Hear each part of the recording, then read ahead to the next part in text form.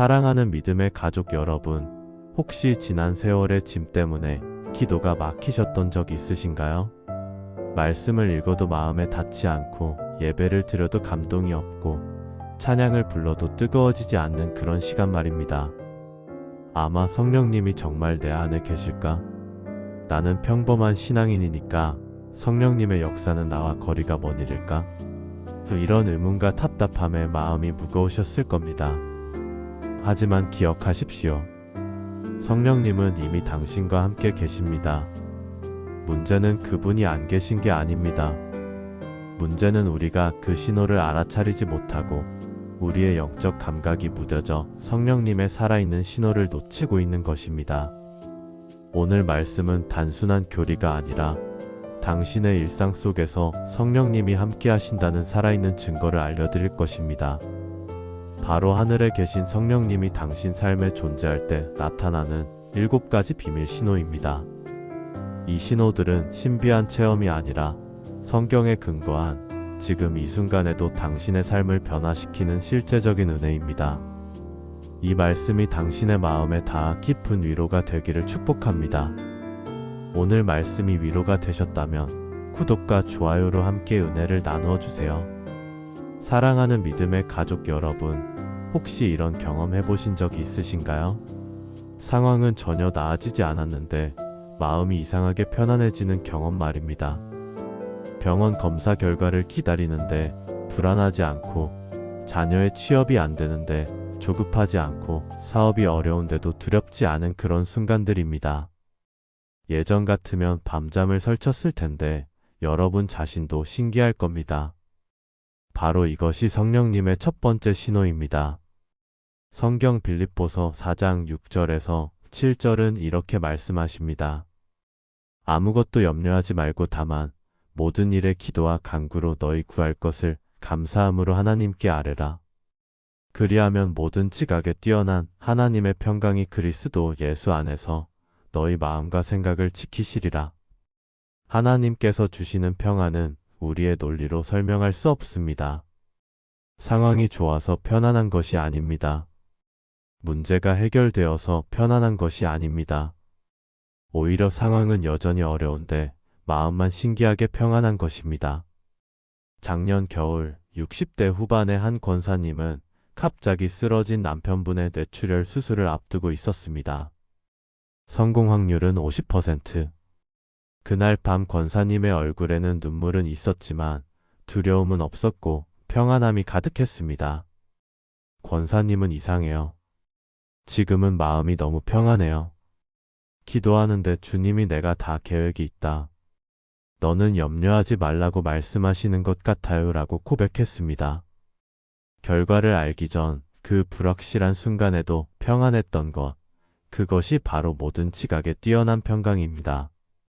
이 평안은 세상이 줄 수 없는 오직 성령님만이 주실 수 있는 선물입니다.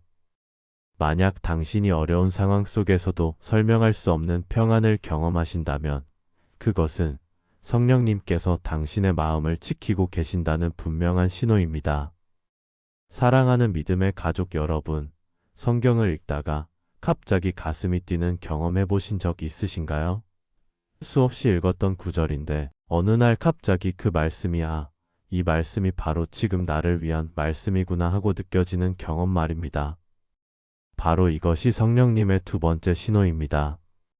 히브리서 4장 12절은 이렇게 선포합니다. 하나님의 말씀은 살아있고 활력이 있어 좌우의 날선 어떤 것보다도 예리하여 혼과 영과 및 관절과 골수를 찔러 쪼개기까지 하며 또 마음의 생각과 뜻을 판단하나니. 성경은 죽은 글자가 아니라 살아서 숨쉬는 하나님의 말씀입니다. 그런데 이 말씀이 살아서 당신에게 말을 걸어 깨닫게 하시는 것은 누가 하시는 일일까요? 바로 성령님이십니다. 성령님께서 말씀을 깨닫게 하시고 우리의 상황에 적용하게 하시기에 똑같은 말씀도 어제는 그냥 지나쳤는데 오늘은 가슴에 꽂히는 겁니다. 50대 중반의 승진 누락으로 큰 상처를 받은 한 집사님은 하나님이 불공평하신 것 같다며 힘들어 하셨습니다. 그런데 새벽 기도 시간에 목사가 읽던 시편 37장 3절에서 4절 말씀을 듣는 순간 갑자기 눈물을 흘리셨습니다. 그 집사님은 목사님, 방금 말씀이 제 귀가에 내가 기뻐해야 할 대상은 승진이 아니라 나다. 나를 기뻐하라고 들렸어요 라고 고백했습니다. 그날부터 승진에 대한 집착이 사라지고 오히려 직장에서 평안하게 일하게 되었습니다. 최근에 성경을 읽다가 이 말씀이 바로 나를 위한 거구나 하고 느끼신 적 있으신가요? 그것이 바로 성령님의 신호입니다. 그 말씀을 붙잡으세요. 그 말씀 한 구절이 당신의 인생을 바꿀 수 있습니다. 사랑하는 믿음의 가족 여러분, 혹시 이런 경험 있으신가요? 예전에는 아무렇지 않게 했던 일들이 요즘은 마음에 걸리는 경험이요. 거짓말을 할 때 양심이 찔리고 험담을 할 때 마음이 불편하고 화를 낼 때 금방 후회가 드는 그런 순간들 말입니다. 세상 사람들은 왜 그렇게 예민하게 그어? 그 정도는 다들 하는 건데라고 말할 수 있지만 믿는 자에게 이것은 축복입니다. 왜냐하면 이것이 바로 성령님의 세 번째 신호이기 때문입니다. 요한복음 16장 8절은 말씀하십니다.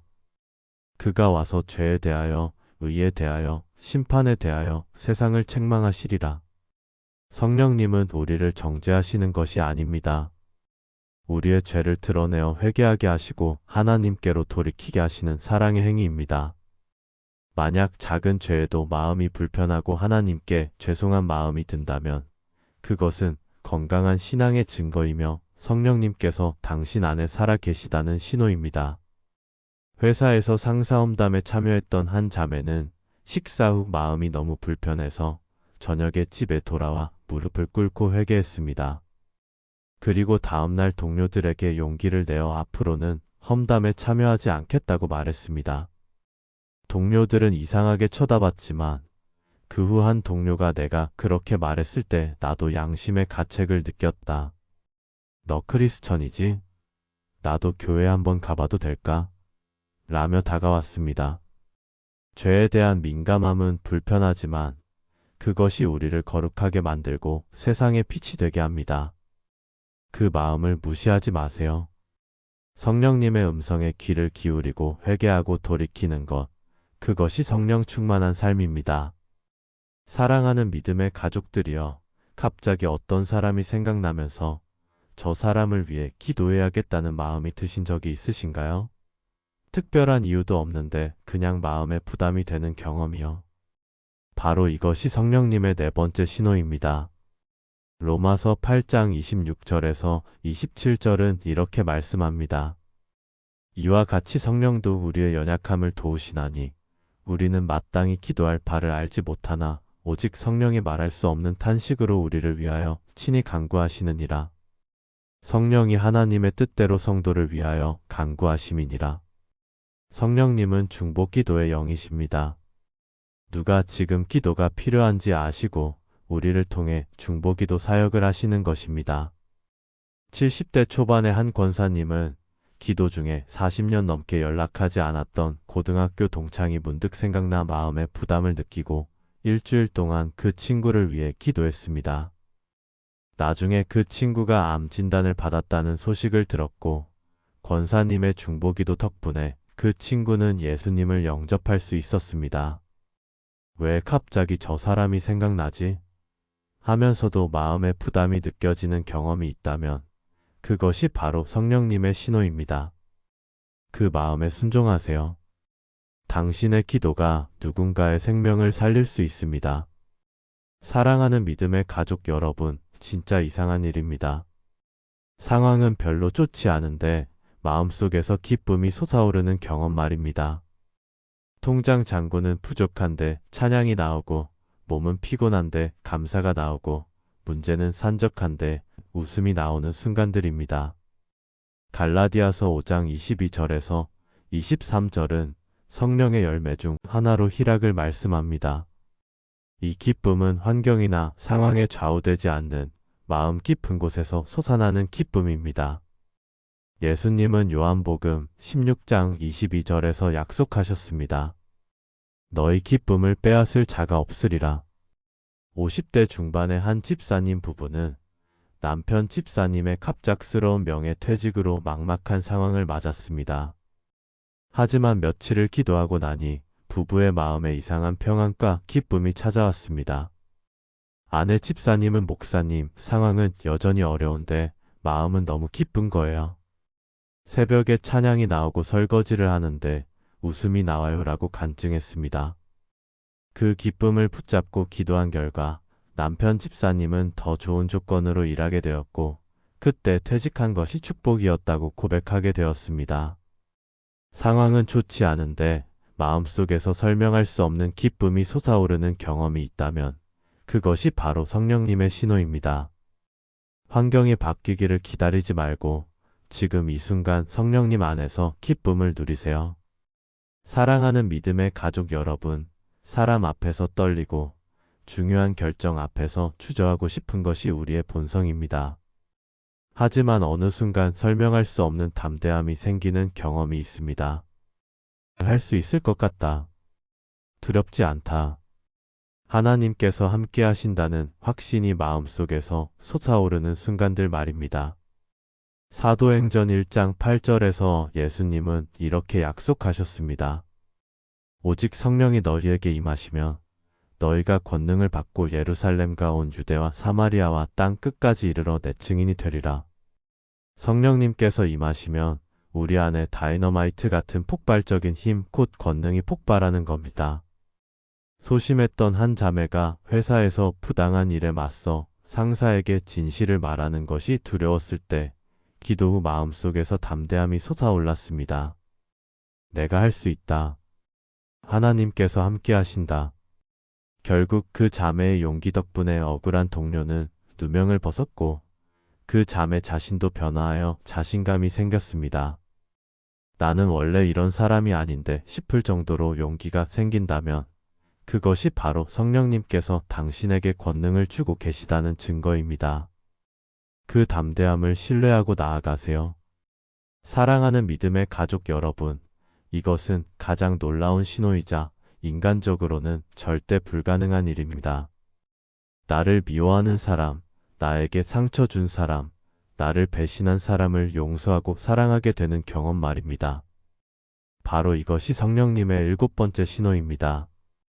로마서 5장 5절은 선포합니다. 소망이 우리를 부끄럽게 하지 아니함은 우리에게 주신 성령으로 말미암아 하나님의 사랑이 우리 마음에 부은 바 됨이니. 성령님께서 우리 안에 하나님의 사랑을 부어주시는 것입니다. 고린도전서 13장 4절에서 8절이 말씀하는 것처럼 오래 참고 온유하며 악한 것을 생각하지 않는 그 사랑 말입니다. 이런 사랑은 인간이 만들어낼 수 없습니다. 10년 동안 자신을 배신한 전 남편에 대한 분노와 원망 속에서 살았던 한 권사님은 전 남편이 암말기 판정을 받고 혼자 병원에 있다는 소식을 들었을 때 기도 중에 그가 불쌍하게 느껴졌습니다. 결국 권사님은 병원에 찾아가 당신을 용서합니다. 그리고 당신이 하나님을 만나길 기도할게요 라고 말했습니다. 이 권사님은 제가 그 사람을 용서하고 사랑할 수 있었던 것은 제 힘이 아니었어요. 성령님께서 제 마음에 하나님의 사랑을 부어주셨어요 라고 간증했습니다. 인간적으로는 절대 용서할 수 없는 사람인데 마음속에서 용서하고 싶은 마음이 든다면 그것이 바로 성령님의 가장 확실한 신호입니다. 성령님의 인도하심을 따라 용서하고 사랑하십시오. 그것이 바로 성령 충만한 삶의 절정입니다. 사랑하는 하나님의 자녀 여러분, 다시 한번 정리합니다. 설명할 수 없는 평안이 찾아오면 성령님께서 함께 하신다는 신호입니다. 말씀이 살아서 당신에게 말을 걸어오면 성령님께서 당신에게 말씀하시는 증거입니다. 죄에 대한 민감함이 생길 때 성령님께서 당신을 거룩하게 하시는 역사입니다. 다른 사람을 위해 기도하고 싶은 마음이 들면 성령님께서 당신을 통해 중보하시는 것입니다. 환경과 무관한 기쁨이 솟아오르면 성령님께서 당신에게 기쁨을 주시는 선물입니다. 두려움 속에서 담대함이 생기면 성령님께서 당신에게 권능을 주고 계십니다. 사랑할 수 없는 사람을 사랑하게 되면 성령님께서 하나님의 사랑을 부어주시는 것입니다. 이 고백을 정성껏 실천하면 분명히 하나님의 은혜가 여러분의 삶에 임할 것입니다. 성령님은 이미 당신과 함께 계십니다. 단지 우리가 그 신호를 알아차리지 못했을 뿐입니다. 이제는 알았으니 더욱 민감하게 반응하며 일상 속에서 매 순간 성령님과 함께 걸어가십시오. 이 말씀이 당신의 마음에 닿았다면 지금 이 자리에서 고백해 보세요. 주님, 이제 알았습니다. 성령님께서 저와 함께 하셨던 모든 순간들을 깨달았습니다. 앞으로는 더욱 민감하게 성령님의 신호에 반응하겠습니다. 성령님, 제 삶을 인도해 주세요. 제가 순종하겠습니다. 여러분에게 가장 깊이 와 닿은 말씀이 무엇인지, 혹은 오늘 나눈 7가지 신호 중 당신이 가장 최근에 경험한 것이 무엇인지 댓글에 나눠주시면 함께 기도하며 은혜를 확장하겠습니다. 오늘 말씀이 위로가 되셨다면 구독과 좋아요 버튼을 눌러주시고 더 많은 분들이 성령님의 신호를 알아차릴 수 있도록 공유해주세요. 주님의 은혜가 여러분의 인생길에 충만하여 기쁨과 소망이 끊이지 않기를 축복합니다. 오늘 하루도 성령님과 함께 걸어가는 복된 시간 되시길 바랍니다. 감사합니다.